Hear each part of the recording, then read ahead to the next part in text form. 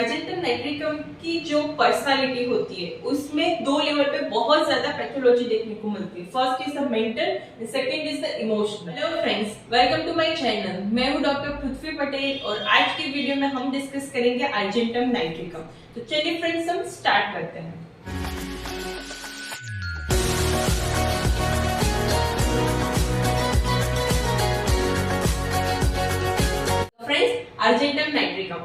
Argentum nitricum की जो personality होती है उसमें दो लेवल पे बहुत ज्यादा पैथोलॉजी देखने को मिलती है। First is the mental, second is the emotional.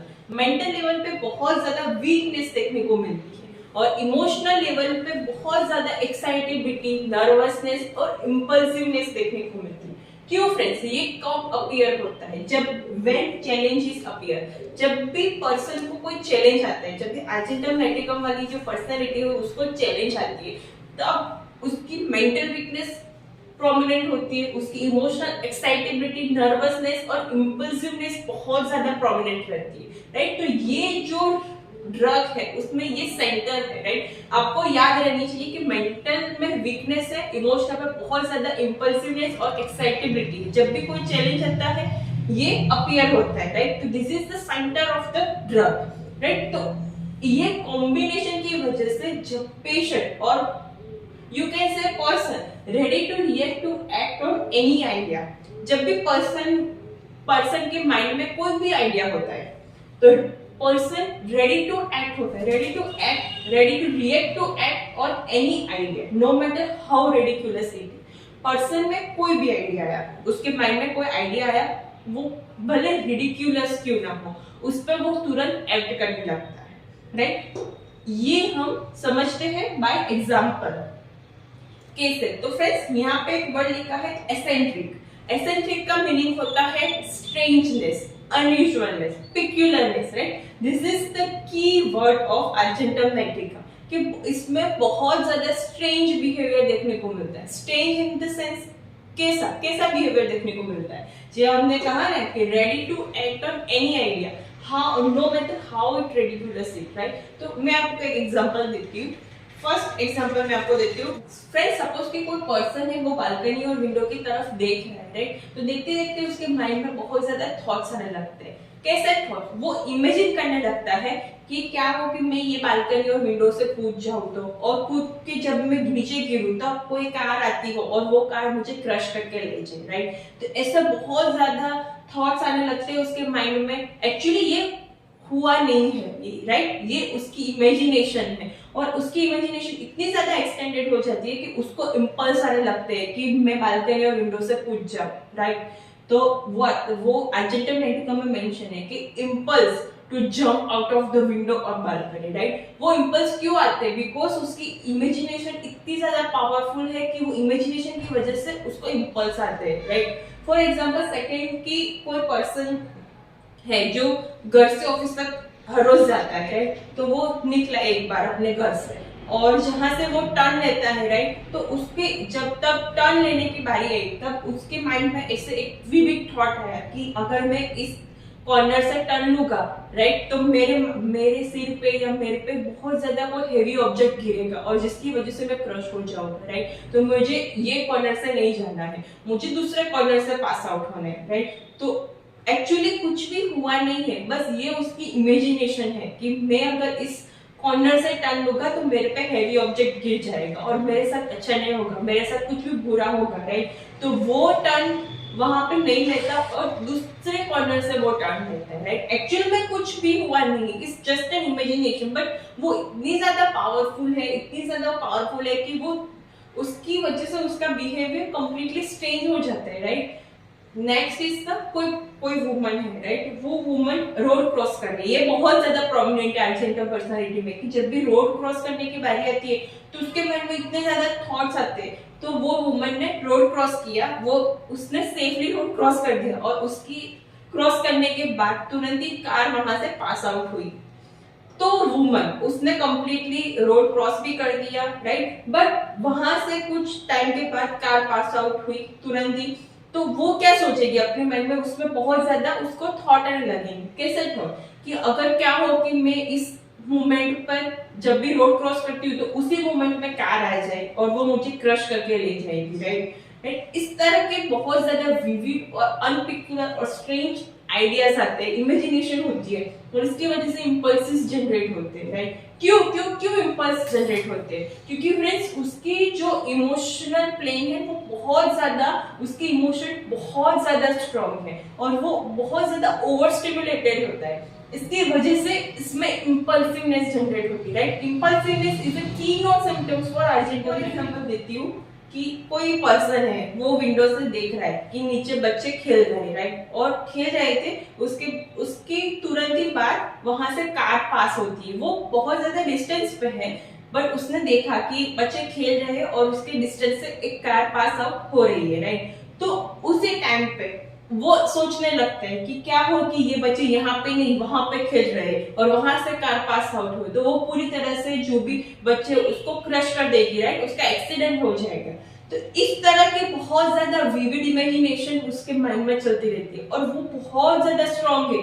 वो पूरी तरह से उसका जो माइंड है उसको ऑक्यूपाइड कर देती है और उसकी वजह से इम्पल्स जनरेट होता है। तो एट दैट मोमेंट जो पर्सन देख रहा है, राइट, उसको ऐसा लगेगा कि जब भी कार पार्क होगी बच्चे क्रश हो जाएंगे। तो वो इतना ज्यादा स्ट्रांग है कि उसको इम्पल्स है कि मैं नीचे जाऊं और बच्चों को बचा लूं, राइट। तो वो नीचे चले जाता है और अचानक और सडनली उसको रियलाइज होता है कि नहीं ये तो मेरी इमेजिनेशन है, ऐसा कुछ भी नहीं हुआ, राइट।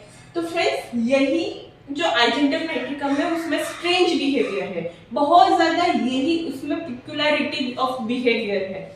नेक्स्ट और most important phenomena is temporary obsess with such irrational thoughts. जैसे मैंने आपको बताया कि इस तरह के उसमें बहुत ज्यादा इरेशनल थॉट्स आते हैं, राइट, बट वो टेम्पररी है। Temporary obsess with such irrational thoughts poses for some time. तो थोड़ी देर के लिए रुकते हैं ये थॉट्स और सडनली वो वैनिश हो जाते हैं। थोड़ी देर के लिए आए, रुके और वैनिश हो गए, राइट, बट उससे इंपल्स जनरेट होता है, राइट। और at that time body jerk और suddenly movement, then thoughts that vanish seems to coincide with movement the idea vanish, right। और जब भी आइडिया वेनिश होने वाला है तब उसकी बॉडी में सडनली एक झटका जाता है, सडनली एक मूवमेंट आ जाता है कि जिसकी वजह से उसको पता चले कि ये मेरी इमेजिनेशन है, ये रियलिटी नहीं है, राइट। जिससे मैंने आपको बताया कि पर्सन को ऐसा लगा कि कार आने वाली है और बच्चे एक्सीडेंट होने वाला है, राइट। तो उसको लगा कि हो जाएगा तो वो नीचे गया और नीचे जाते ही उसको सडनली एक झटका आया और ये जो थॉट्स है वो वेनिश हो गए और वो रियलिटी में आ गया कि नहीं ये कुछ भी नहीं, ये मेरी इमेजिनेशन है, right. This is the center phenomena of argentum nitricum. This is the center. जो भी हमने बोला कि ये मेंटल वीकनेस और इमोशनल एक्साइटेबिलिटी है उसका कॉम्बिनेशन होने की वजह से ये सब कुछ वैसा स्ट्रेंज बिहेवियर होती है। मैंने आपको बताया कि मेंटल पे बहुत ज्यादा वीकनेस देखने को मिलती है, उसकी वजह से उसमें प्री मैच्योर एजिंग की प्रोसेस होती है। सेनिलिटी बहुत ज्यादा अर्ली आ जाती है, राइट, प्री मैच्योर एजिंग होती है। प्री मैच्योर एजिंग का मतलब कि जो भी पर्सन है वो 20-25 एज की है, राइट, बट उसका जो अपीयर है वो बहुत ज्यादा बूढ़े वाला है, 40-45 जो पर्सन है उसका अपीयरेंस इसमें देखने को मिलता है। क्यों? क्योंकि माइंड में वीकनेस है और इसकी वजह से जो सेनिलिटी है वो अपीयर होती है पूरे बॉडी में। फॉर एग्जांपल फेस, तो उसका फेस है बहुत ज्यादा रिंकल और श्रीवल टाइप का होगा, वो उसका जो पूरा कॉन्स्टिट्यूशन है वो इमेशिएटेड होता है, उसका फेस रिंकल और इमेशिएटेड होता है। क्यों? क्योंकि उसमें प्री मैच्योर एजिंग की प्रोसेस रहती है और वो क्यों होता है? Because of the mental weakness. हमने बात की कि जो इमोशनल लेवल है वहां पे बहुत ज्यादा इम्पल्सिवनेस रहती है क्योंकि बहुत ज्यादा स्ट्रॉन्ग इमोशन और ओवर स्टिमुलेशन रहता है। तो फ्रेंड्स जो भी आइजेंटम मैट्रिकम की पर्सनालिटी है उसमें जो भी इमोशंस है वो भी इम्पल्स में एक्सप्रेस हो गए, राइट, वो एक्सप्रेस हो गए by the impulsiveness. For example कोई पर्सन में एंगर है, राइट, तो वो एंगर में कुछ भी करा जाता है। उसको इम्पल्स हुआ कि मैं यहाँ से कूद जाऊँ तो वो कूद जाएगा। उसको अंदर से हुआ कि मैं एक चीज तोड़ डालूं तो वो तोड़ डालेगा गुस्से में। ऐसा होता है ना, बहुत सारे पर्सन बोलते हैं कि मुझे जब भी गुस्सा आता है मेरे में कंट्रोल नहीं रहता, जो भी आया मैं उसको तोड़ देता हूँ, राइट। तो वो क्या है? वो इम्पल्सिवनेस है। उसके जो इमोशन है वो आउट ऑफ कंट्रोल रहते हैं। कोई भी emotion, whether it is anger, fear और लव, वो एक्सप्रेस होते हैं by impulsiveness, right. Impulsiveness is the center idea of argentum nitricum. Next और most important thing is it predicts the time of the day. Friends, repertory में ये rubric है predict the time of the day.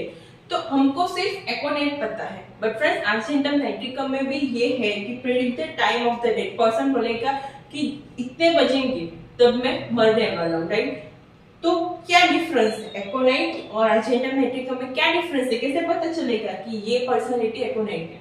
तो friends, एकोनाइट में क्या होता है कि एकोनाइट में बहुत ज्यादा ओवरवेल्म्ड फियर रहता है, बहुत ज्यादा fear of the death, anxiety और बहुत ज्यादा ओवरवेल्म्ड फियर रहता है, राइट। तो वो है एकोनाइट और उसमें वो predict the time of the death करता है, राइट। तो वो एकोनाइट है।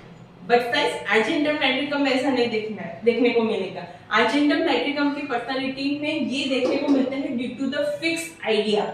ये पर्सनालिटी बहुत ज्यादा ऑब्स्टिनेट है, फिक्स आइडिया। ऑब्स्टिनेट में आप देखोगे रेपर्टरी में तो 3 मार्क है अर्जेंटम वेंट्रिकम, ऑब्स्टिनेट 3 मार्क, राइट। उसमें बहुत ज्यादा फिक्स आइडिया रहता है, ऑब्स्टिनेंसी रहती है, इसकी वजह से इसमें predict the time of the death, right. यहाँ पे जो ब्रेकग्राउंड है एकोनाइट में वो फियर वाला है, बहुत ज्यादा जो एक्यूट कंडीशन रहती है, बहुत उसमें बहुत ज्यादा फियर होता है, वो बैकग्राउंड एकोनाइट का है। यहाँ पे ये फियर एंजाइटी वाला नहीं है, यहाँ पे होता है because of the fix idea. Circulatory system friends, यहाँ पे इतनी ज्यादा इंपल्सिवनेस और ओवर एक्साइटेबिलिटी रहती है इमोशनल लेवल पे, इसकी वजह से जो सर्कुलेटरी सिस्टम है वो भी बहुत ज्यादा स्टिमुलेट रहती है, स्टिमुलेशन और over activity of the circulatory system, इसकी वजह से उसको बहुत ज्यादा पाल्पिटेशन आते हैं। पाल्पिटेशन होता है पूरी बॉडी में, उसको पाल्पिटेशन होता है। But friends, specially lying on the right side उसकी जो पाल्पिटेशन है वो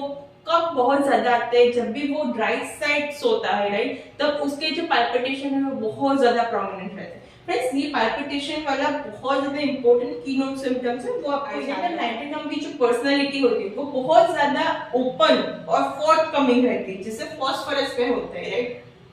फ्रेंड्स, फास्फोरस और अर्जेंटम वेंट्रिकम की जो पर्सनालिटी है उसमें बहुत ज्यादा सिमिलरिटी है। फॉर एग्जांपल, फास्फोरस में बहुत ज्यादा ओपन और फोर्थकमिंग पर्सनालिटी है, इसे अर्जेंटम वेंट्रिकम में भी है। बहुत ज्यादा उसको desire for ice, cold water, cold drink, ice cream रहता है। तो अर्जेंटम वेंट्रिकम में भी ये है, desire for ice, cold drinks और आइसक्रीम, राइट। तो फ्रेंड्स, हमको अर्जेंटम वेंट्रिकम और फास्फोरस को डिफरेंट हाइड। फ्रेंड्स, ये जो पर्सनालिटी है ड्यूरिंग द इंटरव्यू ये हाइड नहीं करती, जो भी है वो बोल देता है, राइट। उसकी जो स्ट्रेंजनेस है उसको हाइड नहीं करती। फ्रेंड्स, ऐसे बहुत सारी रेमेडी होती है जिसमें जो पर्सनालिटी है वो अपनी बात बताते नहीं इंटरव्यू के ड्यूरिंग, वो अपनी जो चीज होती है वो उसको हाइड करते हैं, उसकी हाइडिंग टेंडेंसी रहती है। बट फ्रेंड्स, अर्जेंटम वेंट्रिकम में ऐसा नहीं है, ये जो भी है वो ओपनली बोल देता है। Do not hide that strange. को पता है कि उसके माइंड में ऐसे बहुत सारे विविड और अजीब से थॉट्स आते हैं और तुरंत ही चले भी जाते हैं, राइट। तो वो बोलेगा डॉक्टर को मेरे साथ ऐसा होता है, do not hide that strangeness, right. उसकी जो भी होती है प्रॉब्लम वो बताता है। सुपरस्टिशियस, फ्रेंड्स, अर्जेंटम पर्सनालिटी बहुत ज्यादा सुपरस्टिशियस होती है, राइट। जैसे लेकेसिस होती है, लेकेसिस और अर्जेंटम में भी बहुत ज्यादा सिमिलरिटी है।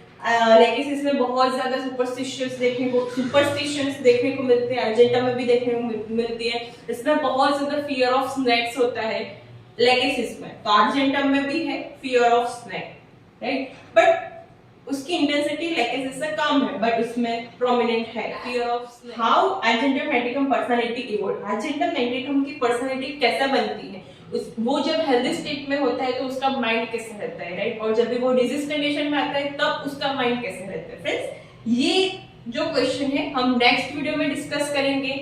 आई होप फ्रेंड्स आपको ये वीडियो बहुत ज्यादा अच्छा लगा और इन्फॉर्मेटिव लगी होगी। अगर फ्रेंड्स आपको ये वीडियो अच्छा लगा है तो इस वीडियो को लाइक करिए, कमेंट में जरूर लिखिएगा कि आपको ये वीडियो कैसा लगा है। हम मिलते हैं नेक्स्ट पार्ट में, तब तक के लिए friends stay safe, stay with homeopathy. Thank you.